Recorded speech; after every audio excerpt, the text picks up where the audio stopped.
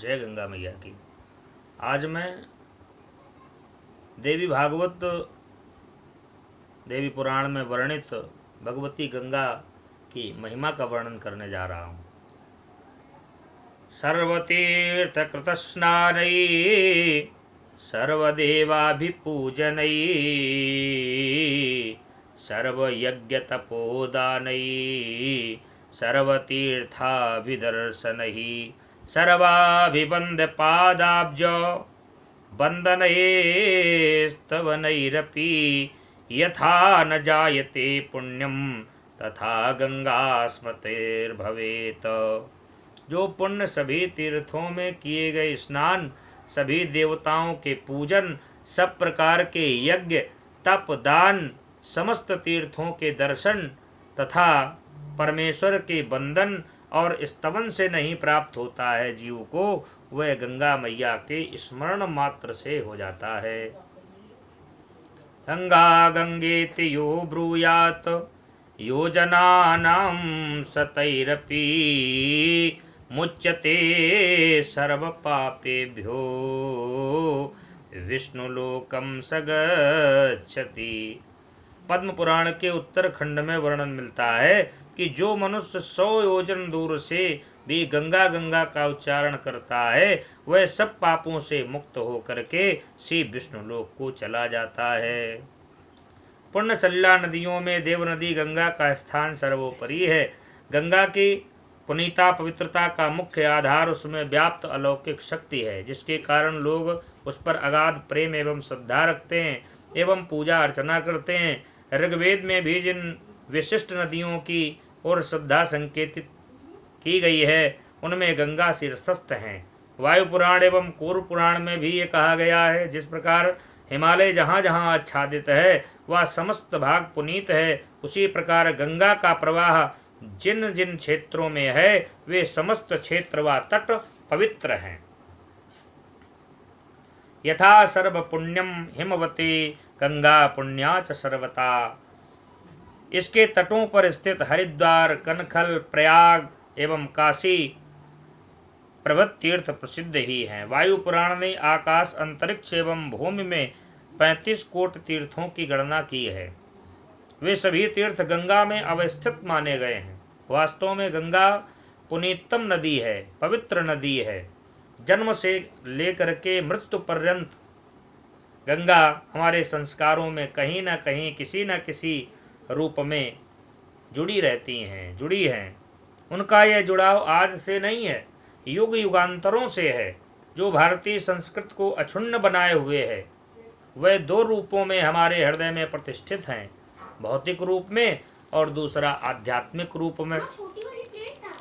एक और जहाँ वह तन के ताप को दूर करती हैं, तो दूसरी ओर मन की मलिनता यानी संक्लेशों परिणामों को हरने में भी पूर्णतया सक्षम है।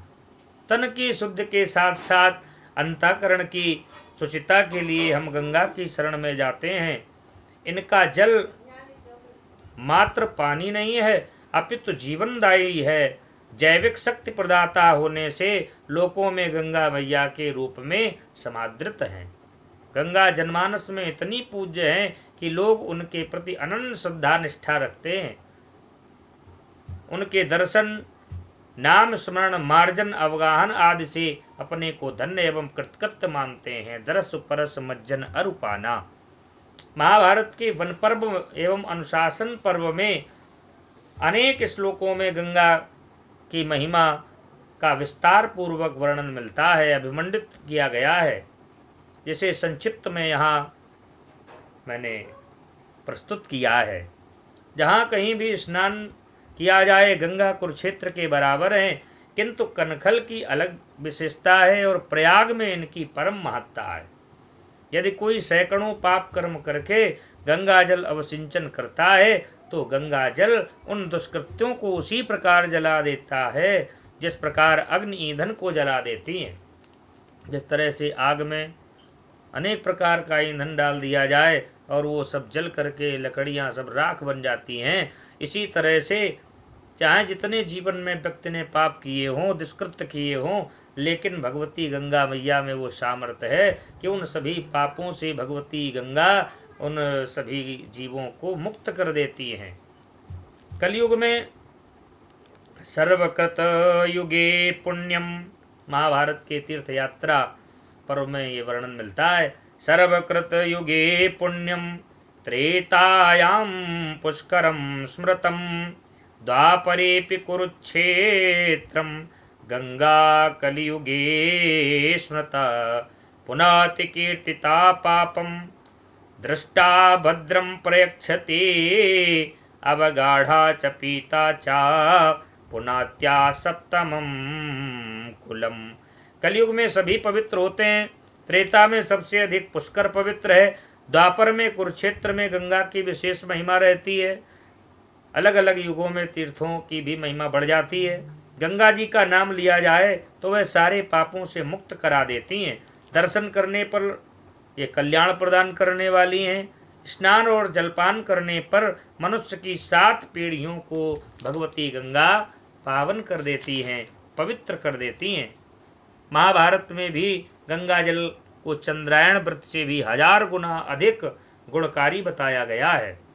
चंद्रायण सहस्रेण यश्चरेत काय शोधनम या पिबेद वै यथेष्टन्तु गंगारंभा सविशेष्यते।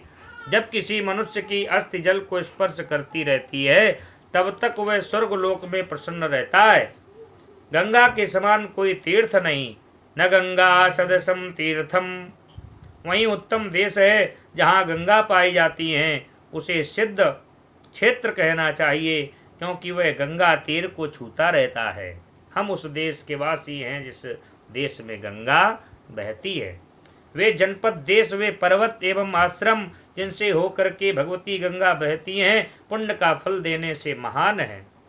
जब गंगा का नाम लिया जाता है, जब दर्शन की अभिलाषा, स्पर्श, जल ग्रहण, डुबकी स्तुति की जाती है, जब डुबकी लगाई जाती है गंगा मैया में, तो गंगा प्रतिदिन प्राणियों को पवित्र करती हैं और सहस्त्रों योजन दूर रहने वाले लोग भी गंगा का उच्चारण करते हैं तो 3 जन्मों के उनके पाप नष्ट हो जाते हैं। सुताभिलषिता दृष्टा स्पृष्टा पीता वगाहिता या पावयति भूतानि कीर्तिता च दिने दिने गंगा गंगेति यैर्नामी योजनानां शतैरपि योजनानां शतेष्वपि स्थितैरुच्चारितं हन्ति पापं जन्मत्रयार्जितम्। विष्णु पुराण में भी इसका वर्णन मिलता है। जो व्यक्ति चाहे या अनचाहे गंगा के पास पहुंच जाता है। भाव को भाव न कालसहु, भाव से जाए या किसी तरह से बस गंगा जी के किनारे पहुंच जाए और उसकी मृत्यु हो जाती है, स्वर्ग जाता है और नरक उसे नहीं देखना पड़ता है। मत्स्य पुराण में तो गंगा की प्रशस्ति इस प्रकार से उल्लिखित है कि पाप करने वाला व्यक्ति भी सहस्त्रों योजन दूर रहता हुआ भी गंगा स्मरण से वो परम पद को प्राप्त कर लेता है, यदि गंगा मैया का केवल वो स्मरण कर ले। साधारण दिनों की अपेक्षा अमावस्या स्नान करने से 100 गुना फल प्राप्त होता है। जैसे गंगा मैया में हम कभी भी डुबकी लगा सकते